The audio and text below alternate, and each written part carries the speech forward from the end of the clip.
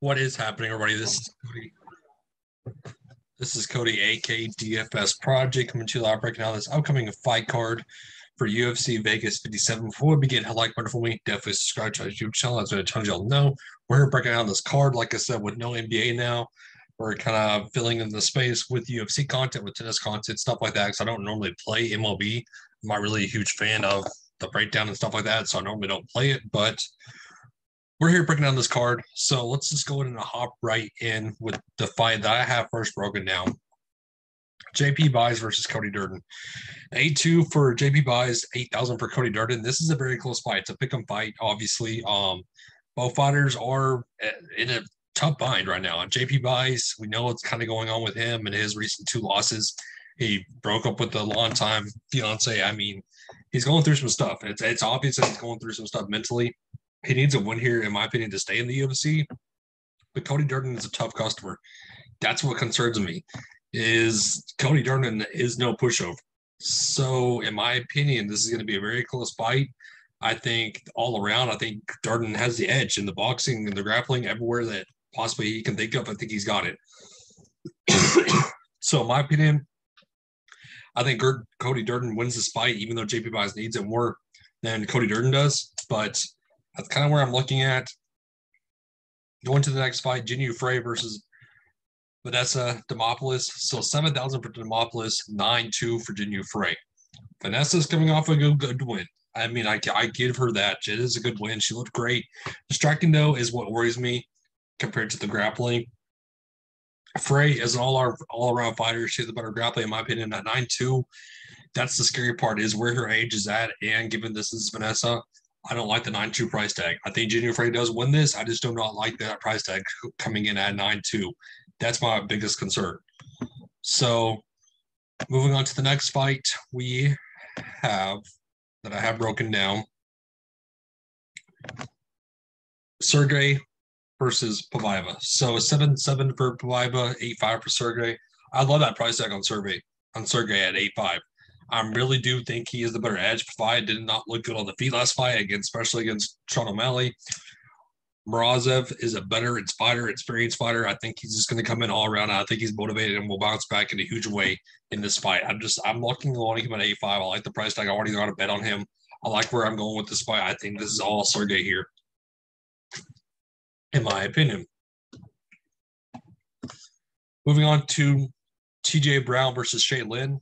So this is going to be a very interesting fight. Where is it at? Pass it already. There we go. TJ Brown 8-9, and then Shay Lynn 7-3. So I don't think Brown has any issues in this fight. I think this is his good. I think this is his fight overall. I don't think Shay Lynn is ready for this fight at 8-9. That's the biggest question mark for me. Is do I want to lock him in at 8-9? That's what I'm kind of looking at. I think this is a good fight overall. I mean, he's on a 2-5 win streak. Brown is, and he's definitely looked good compared to how he was coming into the UFC.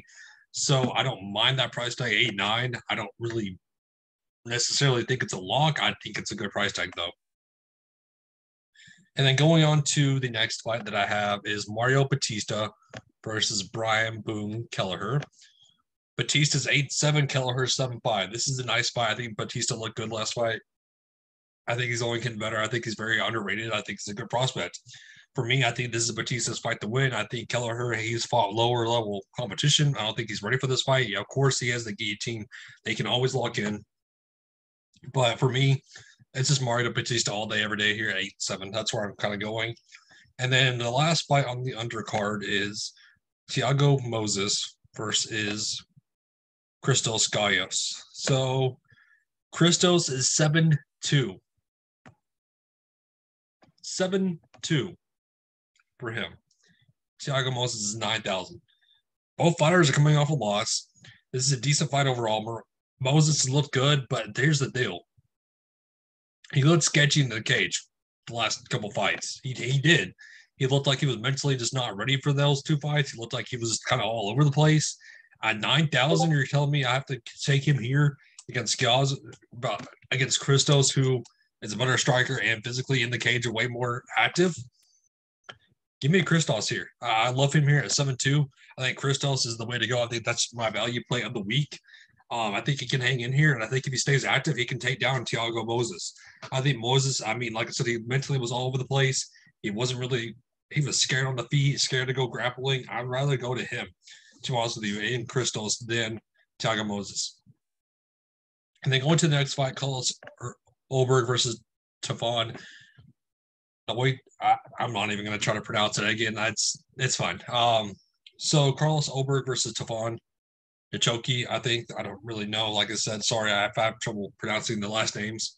But this is a good fight overall. Tefon, I mean, he was looking good last fight until he got finished. Carlos Oberg is an underrated fighter despite how he looked last fight. That's my biggest concern is this. This is a nice test for Carlos Oberg at the 8-3 price tag. I'd much rather just drop down to 7-9 for Tefon, and I think he's ready for this fight. I think he has the knockout power to clip Oberg, which we saw last fight. That's the scary part is Oberg was primed to get hit. So going into the next fight, we're gonna have Chris Curtis versus Rodolfo Vieira. So Vieira 7-6, Chris Curtis 8-6. Where I'm looking at I think this is Chris Curtis's fight to win. All the he has the volume, he has the power to thrive in this fight. I think this is going to be a close fight. I do Vieira, one of the best grapplers on the mat. Obviously, he can out grapple anybody. If you get him, if he gets you down to the mat, it's already over.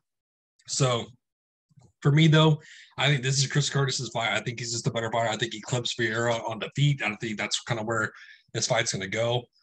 And then Nathan Vanessa versus Urmov Nakamadov. So this should tell you one way that I think this is going to go. I think this is Umar's fight all day, every day. The cousin of Khabib. I mean, he's a better fighter here. He's a striking. He's a good grappler. He has all the tools to win. But I just don't think Nate Menez is ready for this fight. I don't think the caliber of fights that he's had is ready to make him ready for this fight. I mean, it was Tony Gravely, and we saw what happened to Tony Gravely. So Umar, I mean, the record shows for itself. I think this is again, I think this is easily his fight. No problems with it. I don't mind it. But going on to the next fight is Josh Parisian versus Alan Badot. So Parisian, my bad. Sorry. Alan Badot 8-4, Josh Parisian 7-8. This is a heavyweight fight. This fight is a pick'em. I mean, Parisian, he was thrown around last fight. It was just all over the place. I don't know what to expect out of him. That's the issue. Is in the cage, Parisian's just thrown. He's a grappling doll. I think Badot wins this. I think this is a super close fight. I think he can handle this fight because of the recent form that Josh Parisian's coming into with. So for me, it's Badot at 8-4. That's kind of where I'm going with that fight. But going on to the co-main is Shavkat Rakhmonov versus Neil Magny. This is Shavkat's fight. I'm so excited to see him fight at 9-3 though. That's my biggest concern. Is Magny? I know this is a huge test for Magny. I think at 6'9", you can go to the value option there, but I'd rather just go to Shavkat. I think Shavkat wins this with ease. I think he's the warrior in the cage. He's the better fighter, has the tools to win. I think this is his fight to win. And then going to the main event in Arman Tsarukyan versus Matisse Gamrot. So Tsarukyan 9-1, Gamrot 7-1. This is Tsarukyan's fight. I mean, lock and load him at 9-1.